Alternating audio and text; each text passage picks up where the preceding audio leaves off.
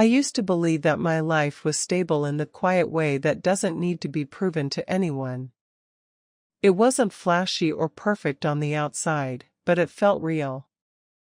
My husband Daniel and I had built something over 6 years that felt grounded in trust. We weren't the couple who posted everything online or showed off our love.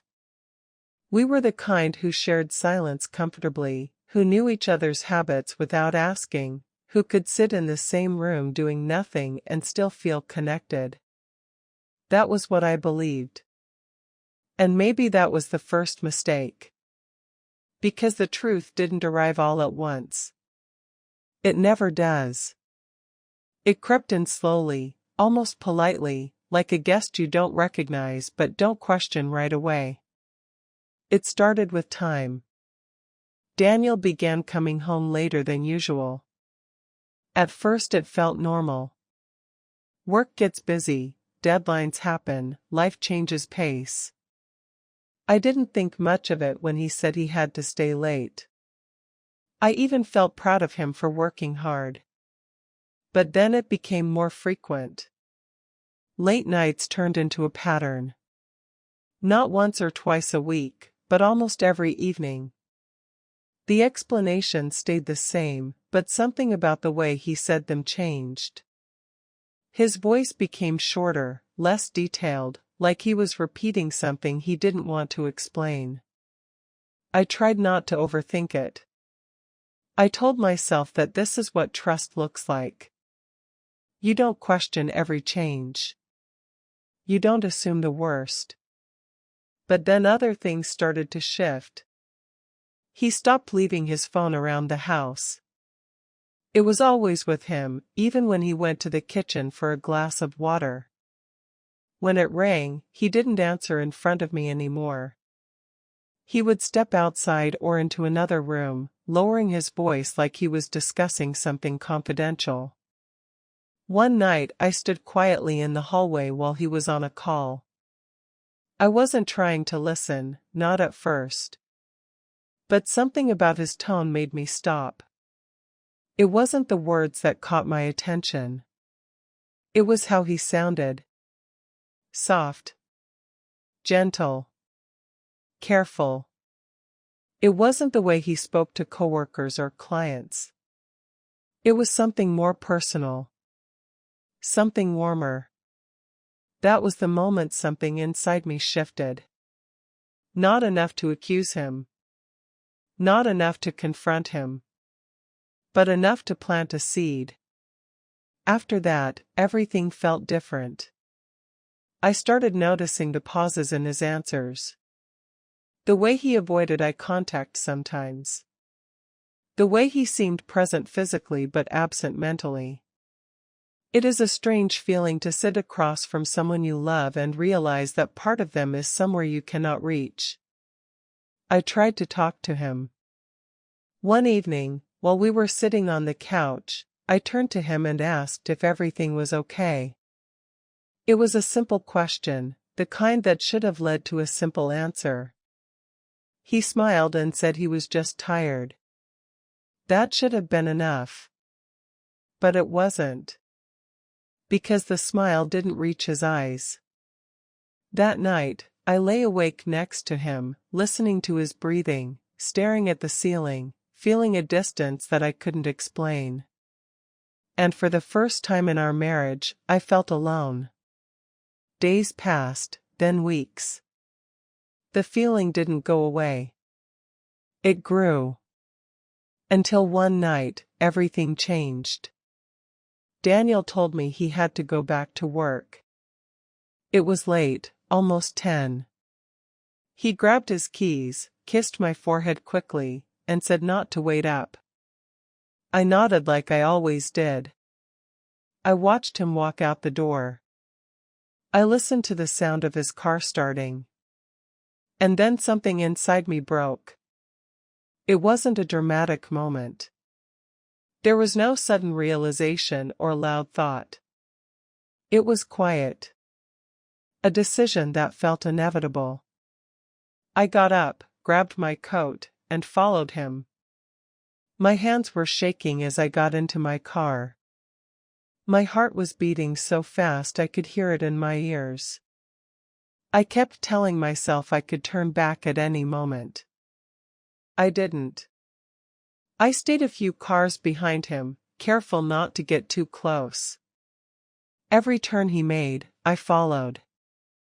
Every stoplight felt like it lasted too long. And then he drove past his office.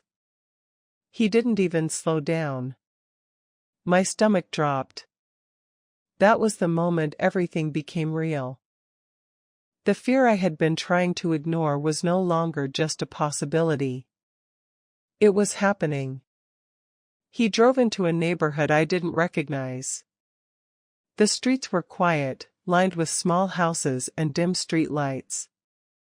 It was the kind of place that felt lived in, personal, far removed from the busy world of offices and late work nights. He pulled over in front of a house.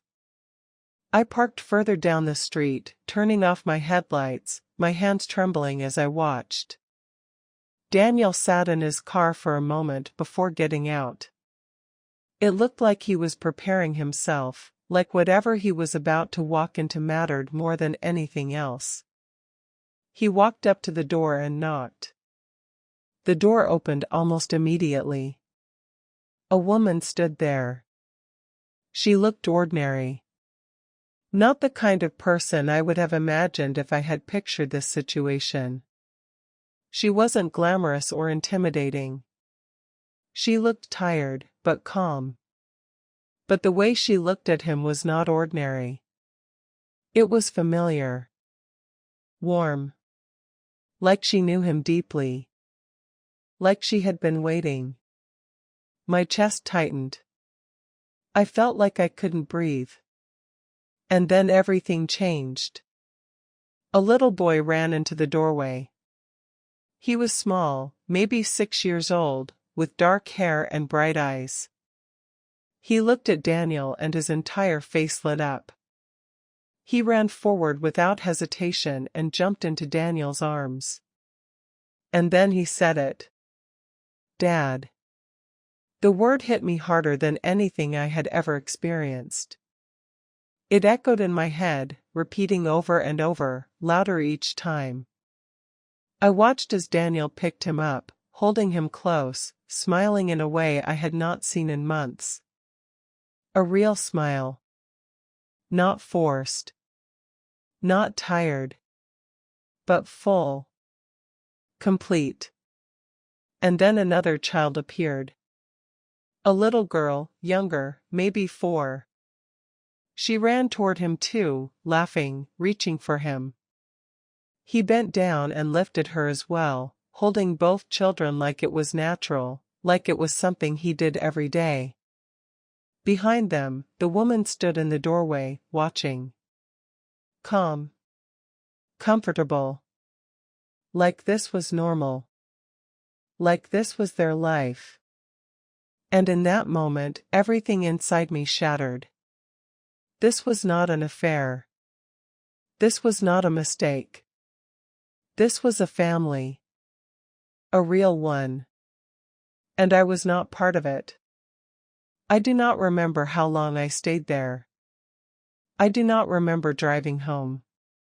All I remember was the feeling. The emptiness. The sound of that word repeating in my mind. Dad. When Daniel came home that night, I was sitting in the dark. I did not turn on the lights. I did not move. I just waited. When he walked in and saw me, he froze. He asked why I was still awake. I told him I followed him. Everything changed in his face in that moment. I told him I saw everything. The house. The woman. The children. I told him what they called him. He did not deny it. He did not argue. He simply sat down, as if the weight of the truth had finally caught up with him. He told me they were his. He told me they had been part of his life for years. The same number of years we had been married. That was the part that hurt the most. Not just that he had another family, but that he had built it at the same time he was building a life with me. He said he met the woman before me. He said she got pregnant. He said he did not know at first. He said he found out later. But by then, we were already married. And instead of telling me, he chose silence. He chose to live both lives. He said he did not want to lose me. But in that moment, I realized something important. He had already lost me. Not because of what he had done, but because of what he chose to hide. Days passed without resolution.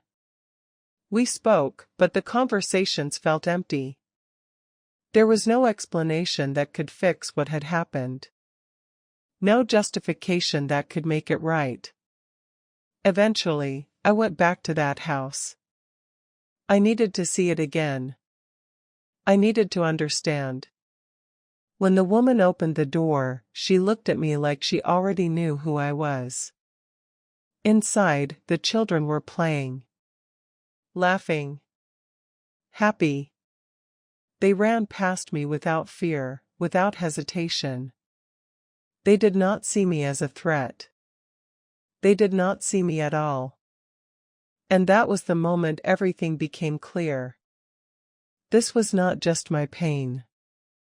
This was a life that existed without me. A life that did not need me. And I had to decide what to do with that truth.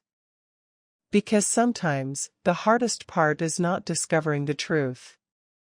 It is deciding what to do after you know it. And in that moment, standing between two realities that should have never existed at the same time, I understood something I had never understood before. Love does not protect you from truth.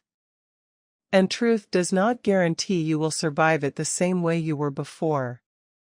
Sometimes, it changes everything.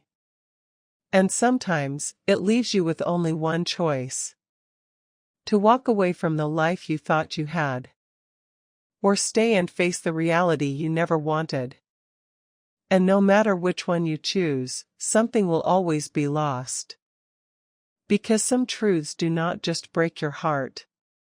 They redefine it forever.